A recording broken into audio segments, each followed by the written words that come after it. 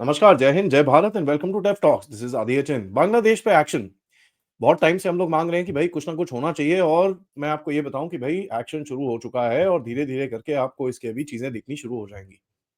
आपको एक प्रीलूड के तौर पे जो मेरा छोटा-सा एनालिसिस है मैं आपके सामने रखना चाहता हूं। सबसे पहले देखिए विक्रम मिस्री साहब जो हमारे फॉरेन सेक्रेटरी हैं वो वहां पर गए, यूनुस के साथ बात-वात करी, सब कुछ करा। उसके बाद जो स्टेटमेंट आया उनका, उसको थोड़ा ध्यान से हमको पढ़ना पड़ेगा। यू यूनुस साहब के साथ बातें तो बहुत सारी हुई उनकी, ठीक है? लेकिन जो उसके बाद जो स्टेटमेंट्स हैं दोनों देशों के, वो बड़े-बड़े अलग से थे। बांग्लादेश का काफ़ी हॉस्टाइल स्टेटमेंट था, भारत का स्टेटमेंट थोड़ा मैच्योर ज़्यादा था। लेकिन उसके अंदर कुछ चीज़ें लिखी गई, जिससे आपको पता चलता है कि भई जिस तरह के एक्सचेंज ऑफ व्यूज़ हुए हैं वहाँ पर, उसमें काफ़ी दम है। जब भी डिप्लोमेसी में आप एक स्टेटमेंट पढ़ें, जहाँ पर लिखा आता है कि Frank and candid conversation. Frank and candid conversation का मतलब एक ही होता है कि साहब मतलब खुल्लम-खुल्ला गाली-गलौच टाइप सिचुएशन हुई है। खुल्लम-खुल्ला सुनाया गया है उनको और खुल्लम-खुल्ला बताया गया है कि बेटा एक लाइन मत क्रॉस करो, नहीं तो तुम्हारी घंटियाँ हम बजानी हम शुरू करेंगे। ये चीज़ बड़ी क्लियरली पहले ही सेंटेंस में उनकी लिखी हुई है। मैं उनको पढ़ना चाहता हूँ, लिखा हुआ है, "today's discussions have given both of us the opportunity to take stock of our relations. And I appreciate the opportunity to have a frank and a candid and a constructive exchange of views with all my interlocutors. That means जितने लोगों के साथ मिले हैं वहां पर सुनाई हुई है। फ्रैंक एंड कैंडिड का यही एक मतलब आपको समझ में आना चाहिए। डिप्लोमेटिक लैंग्वेज के अंदर ये कभी नहीं बोलेंगे कि भैया हम वहां पर जाके सुना के आ गए, बट यहाँ पर बोलेंगे फ्रैंक एंड कैंडिड कॉन्वर्सेशन हुई है। और ये चीज आप देखेंगे भारत और यूएस के बीच में भी कभी कभार जब कॉन्वर्सेशन होती हैं तो आपको दिखेगा कि ये एक लाइन भारत की तरफ से यूज की जाती है, फ्रैंक एंड कैंडिड कॉन्वर्सेशंस। उसके अंदर आप देखेंगे जब भी टेंशंस होती हैं तो जिस तरह से जो सिचुएशन रहती है उसके बारे में बात करने की आपके पास एक कैपेबिलिटी रहती है। नाउ बीएसएफ की तरफ से मैं आपको कुछ और स्टेप्स बताता हूं जो अभी लिए हैं भारत ने, जिससे आपको दिखेगा कि भाई एक हार्ड स्टैंड लेने की तैयारी पूरी तरह से की जाती है। आप सबको पता होगा 2-4 दिन पहले जो मैंने आपको एक पहले अपडेट में किया था कि कंगालू की जो बॉर्डर गार्ड्स हैं वो आके असम में जाके उन्होंने एक कंस्ट्रक्शन जो मंदिर का हो रहा था उसके ऊपर ऐतराज जताया। ऐतराज तो जताया लेकिन वहां पर बीएसएफ और लोकल वालों ने उनको भगाया वहां से कि भाग जाओ यहाँ से, ये तुम्हारा कोई लेना देना नहीं है। कहते हैं बांग्लादेशी मुस्लिम्स के ना ईगो जो थोड़ी सी ना वो हर्ट हो जाएगी, सेंटिमेंट्स हर्ट हो जाएंगे, तो आप ये टेंपल मत बनाइए यहाँ पर। हमने बोला भाई साहब तुम्हारे अपने मुस्लिम्स तुम्हारा प्रॉब्लम है, हमारे को कोई प्रॉब्लम नहीं है, ये हमारी जगह है, यहाँ पर मंदिर तो बनेगा। यहाँ तक कि हेमंता बिस्वा शर्मा की सरकार ने बड़ा क्लियरली उस मंदिर के लिए एडिशनल फंड्स भी दिए हैं और बोला है कि साहब जल्दी जल्दी खत्म करो इसको और एक अच्छा सा बढ़िया सा मंदिर वहां पर बनाओ। बीएसएफ की तरफ से बंगाल के रीजन में जहां पर सबसे ज्यादा इन्फिल्ट्रेशन होती है वहां पर अब जीरो लाइन पे जाके डिप्लॉयमेंट की गई है। जीरो लाइन मतलब ऑन द बॉर्डर इटसेल्फ वहां पर डिप्लॉयमेंट की गई है। उससे कुछ फार्मर्स को भी हेल्प मिलती है जो पहले बेचारे अगर जीरो लाइन से पहले डिप्लॉयमेंट होती थी उनको ये बीएसएफ से जाके रजिस्ट्री करानी पड़ती थी, जो लोग जीरो लाइन में जिनके खेत कूद हैं। अब उनको फर्क नहीं पड़ता क्योंकि बीएसएफ ही उनके आगे बैठी है तो कोई इतना टेंशन नहीं है। प्लस बीएसएफ की नजर जो रहेगी बांग्लादेश के अंदर रहेगी। प्रोटेस्ट काफी ज्यादा हद तक शुरू हो चुके हैं भारत के अंदर बांग्लादेशी हाई कमीशन के बाहर, क्योंकि कहीं ना कहीं आपको ये पता होगा कि भाई वो लोग हमारी एम्बेसीज के साथ और हमारे झंडों के साथ क्या क्या कर रहे हैं, तो भारत की सिविल सोसाइटी भी अभी चुप नहीं रहेगी। आपको मैं एक फिगर बताता हूं, पोस्ट 5 अगस्त 2024 से जब से पॉलिटिकल इंस्टेबिलिटी आई है बांग्लादेश के अंदर, बीएसएफ जो है भारत के अंदर इन्होंने 172 केजी गोल्ड, 178 केजी सिल्वर और 11,856 केजी ड्रग्स पकड़े हैं और फेक करेंसी पकड़ी है 32,65,700 रुपए की। टोटल 4,170 के करीब लोग अरेस्ट हुए हैं और ये अक्टूबर 31 तक की फिगर्स हैं। तो मतलब 2 महीने के अंदर इतना ही चीजें हो चुकी थी। पिछले पूरे साल में 165 के करीब में केजी गोल्ड सीज हुआ था। ये सिर्फ 3 महीने में 172 केजी सीज हो चुका है। सो बेसिकली आपको पता है कि साहब वहां पर अभी जैसे हमने जो इनके आलू प्याज बंद कर रखे हैं, जिसके लिए यूनिस ने भी बोला कि साहब नहीं नहीं आप जो एसेंशियल सप्लाईज है उसको बंद मत करिए, हालत खराब हो रखी है हमारी, ये मत करिए। अब आलू प्याज बंद करने के लिए ये सोना बेच बेच के यहाँ से चीजें लेके जा रहे हैं और ये चीज तो हमको बड़ा क्लियरली पता है। तो अच्छी बात है, आप सोना दीजिए, यहाँ से आलू प्याज लीजिए, मैं कोई बोलता नहीं, बीएसएफ वालों को थोड़ा बोलता हूँ यार करने दो। आलू प्याज के लिए सोना, हमारे तो कई लोग आलू डाल के सोना बनाने वाले थे, यहाँ पर देखिए आलू प्याज के लिए सोना मिल रहा है तो कोई टेंशन नहीं होनी चाहिए हमको, we should allow this to happen. Jokes apart. अभी देखिए त्रिपुरा में भी जो पहले होटल्स में बोला कि भई कंगारू यहाँ पर अलाउड नहीं होंगे और अभी असम में भी बोल दिया है कि साहब बिल्कुल भी अलाउड नहीं होंगे। लेकिन सबसे बड़ी खबर मैं आपको बताऊँ, सबसे बड़ी खबर बताऊँ?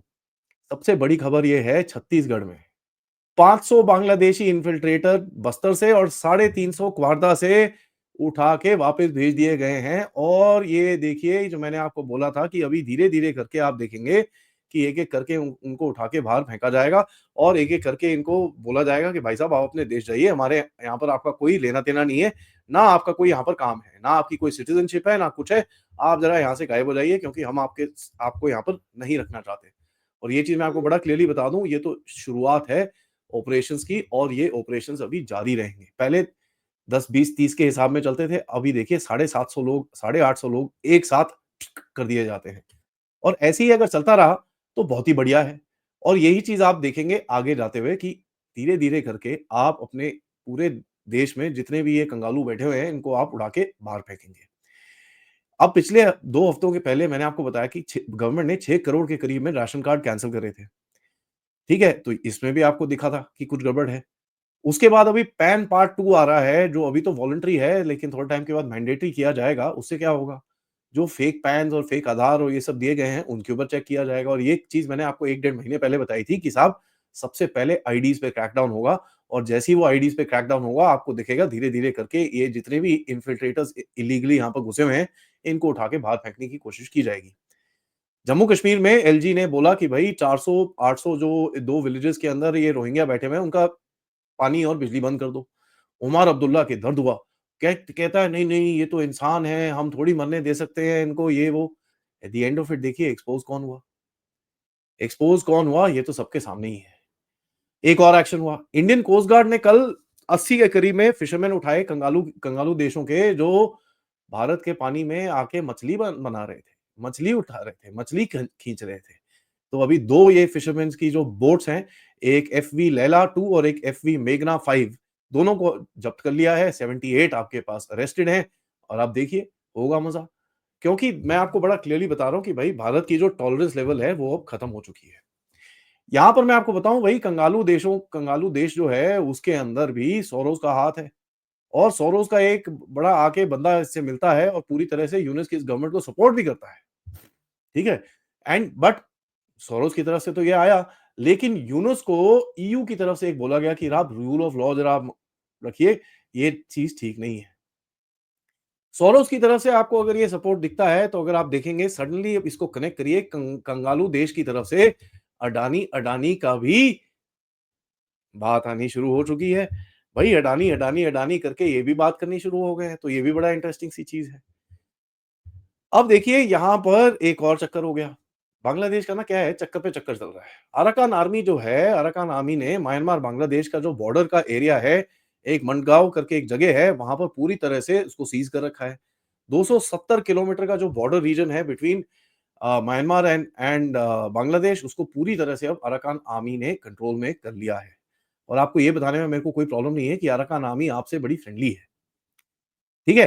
तो ये चीज़ आपको बड़ी क्लियरली समझ में आनी चाहिए कि जो अराकान आर्मी ये वही है जिसने आपका जो सितवे का पोर्ट है वहाँ पर, उसके साथ काम करने के लिए आपके साथ एक बड़ी क्लियरली वो बताया है कि साहब आप करिए यहाँ पर कोई टेंशन नहीं है, हम आपके साथ हैं, हम there is no issues and as a matter of fact थोड़ा टाइम पहले आपकी फॉरेन मिनिस्ट्री ने और होम मिनिस्ट्री ने ये जो जो भी सेपरेटिस्ट टाइप ग्रुप्स हैं म्यांमार में उनके साथ डायरेक्ट मीटिंग्स भी करी हैं।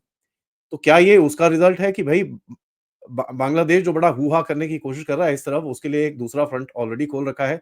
और देखिए यार, आप बोलेंगे साहब भारत अपनी फ़ौज को क्यों नहीं यूज़ करता? यार अपनी फ़ौज को क्यों यूज़ करो जब आप दूसरी जगह से कुछ आप प्रेशर डलवा सकते हो। कोई इतनी कहीं पे रूल बुक में तो नहीं लिखा हुआ है कि भैया आपको ये सारे काम करने हैं। आपको जो करने हैं आप करा भी सकते हो। तो अब बांग्लादेश को अपने जो टूटे-फूटे टर्किश ड्रोन्स हैं उस तरफ भी उड़ाने पड़ेंगे। देखिए यार, ये ड्रोन-ट्रोन तो उड़ा रहे हैं पाकिस्तानी पायलट बैठ के वहाँ पर, लेकिन इनको ये समझ में आना चाहिए कि भैया यूक्रेन की वॉर के पहले 2-3 हफ्ते की ज़रा हिस्ट्री पढ़ लीजिए, किस तरह से ये ड्रोन्स को हवा में से उड़ा दिया था रशियंस ने। तो अगर रशियंस उड़ा सकते हैं, तो हमारे पास भी सेम सिस्टम्स हैं, हम भी बड़े आराम से उड़ा सकते हैं। हमारे पास तो लेयर्ड एयर डिफेंस है उस रीजन के अंदर जहाँ पर ये चिकन नेक का एरिया आता है। तो ये इतना ईज़ी नहीं है कंगालुओं को ये 1-2 ड्रोन उड़ा के इनको बड़ा लगता है कि भैया बड़ा ओ हो जाएगा। और हमारे भी देश में ना कई लोग ऐसे हैं कि भैया वो प्रोपेगेंडा में बह जाते हैं। उनको ये नहीं समझ में आता कि 12 जो इनके टर्किश बायरक्टार ड्रोन्स हैं, उसके साथ ढेला कुछ नहीं होता। ठीक है? 12 ड्रोन से 12 मिनट चलेंगे वो ज़्यादा से ज़्यादा और ये चीज़ आपको भी पता है और ये चीज़ हमको भी पता है। किस तरह से इनको टेक आउट कर सकते हैं, किस तरह से इनको गायब कर सकते हैं, इसके ऊपर तो कभी और बात करेंगे। लेकिन आप सबको समझ में आना चाहिए जिस तरह के सिस्टम्स हमारे पास हैं, उसमें आप बड़े आराम से इनको टैकल कर सकते हो। तो ठीक है, आप थोड़ी पोज़ीशनिंग कर लीजिए, अपने ड्रोन-व्रोन उड़ा लीजिए, लेकिन कोई ढेले का फ़र्क पड़ने वाला नहीं है साहब। अभी आप ज़रा वेट करिए, कंगालू देश जिस तरह से आके आपके जो इल्लीगल यहाँ पर आपने घुसा रखे हैं, उनको अभी भारत वापस फेंकेगा। 850 का पहला लॉट गया और मैं आपको ये बताऊँ, अगर थोड़े टाइम पहले से पिछले करीब अगस्त एंड की तरफ से आप ज़रा इनको डिपोर्टेशन की जो जो फिगर्स हैं, उनको देखिए, कम से कम नहीं तो 3 से 5,000 लोगों को ऑलरेडी भारत वापस फेंक चुका है। ऑब्वियसली जिस तरह के नंबर्स उनके यहाँ पर हैं, उसमें ये 3 से 5,000 तो कम है। लेकिन एक चीज़ हमको याद में रखना पड़ेगा, दुनिया में अगर आप ज़्यादा नंबर्स में फेंकोगे तो आपको भी पता है ये ह्यूमन राइट ये वो सारे खड़े हो जाएँगे। तो यार अगर आपको चुपचाप काम करना है तो चुपचाप करके जो भी करना है आप करते रहिए, छोटे नंबर्स में भी करते रहिए, रोज़-रोज़ फेंकिए ताकि जब बोलते हैं ना बूँद-बूँद से भी एक घड़ा भर जाता है। कोई इतनी टेंशन नहीं है, हमारे को कोई इतनी जल्दी नहीं है, लेकिन क्योंकि अगर आप ऐसे धीरे-धीरे करके फेंकते रहेंगे, तो ये कंगालू देश के ऊपर एक प्रेशर टैक्टिक भी बना के रखता है and that is something that we need to understand. एक ही साथ आप 1-2 करोड़ लोगों को फेंक देंगे, तो यार प्रेशर टैक्टिक क्या, वहाँ से तो पूरी दुनिया आके आपके सिर पे खड़ी हो जाएगी। लेकिन रोज़-रोज़, थोड़े-थोड़े फेंकिए, वहाँ जाएँगे, उनको खाना-पीना देना पड़ेगा, वैसे ही वहाँ पर कंगालू देश की हालत खराब है, खाना-पीना देना पड़ेगा, आलू-प्याज़ के लिए तो रो रहे हैं आपसे, खाना-पीना देना पड़ेगा, कहाँ से देंगे? ये चीज़ सोच-सोच के अभी यूनुस की थोड़ी हालत खराब होने वाली है। तो Frank and candid conversations, armed forces की एक्सरसाइज़ेज़, बीएसएफ का ज़ीरो बॉर्डर लाइन पे प्लस इनके बंदों को उठा के वापस फेंकना और इनके फिशरमैन के ऊपर भी क्रैकडाउन करना, ये चीज़ आपको एक हिंट देती है कि साहब अभी गेम शुरू होने वाली है। करिए अब आगे देखते हैं क्या होता है, इसके ऊपर हम नज़र डाल के रखेंगे। बट तब तक ये वीडियो को लाइक करिए, सब्सक्राइब करिए चैनल को अगर आपने नहीं करा है, most importantly share this with your friends and families. आप लोग इस चैनल की तरफ कंट्रीब्यूट भी कर सकते हैं यूजिंग द क्यूआर कोड या फिर पेपैल या फिर सुपर स्टिकर, सुपर चैट्स के साथ। आज दोपहर में मिलेंगे कर्नल आरएसएन सिंह के साथ, जो हमको बताएँगे कि भाई सीरियन वॉर में ये जो भी चीज़ चल रही है, उसमें भारत का क्या एडवांटेज है? क्योंकि कहीं न कहीं कुछ तो एडवांटेज भारत का दिखता है। भारत को कुछ अगर अगर अपनी गेम सही खेली, तो एक बहुत बड़ा एडवांटेज बाहर निकल के आएगा। वो एडवांटेज क्या होगा? आज बात करेंगे दोपहर में कर्नल आरएसएन सिंह से। तब तक जय हिंद, जय भारत।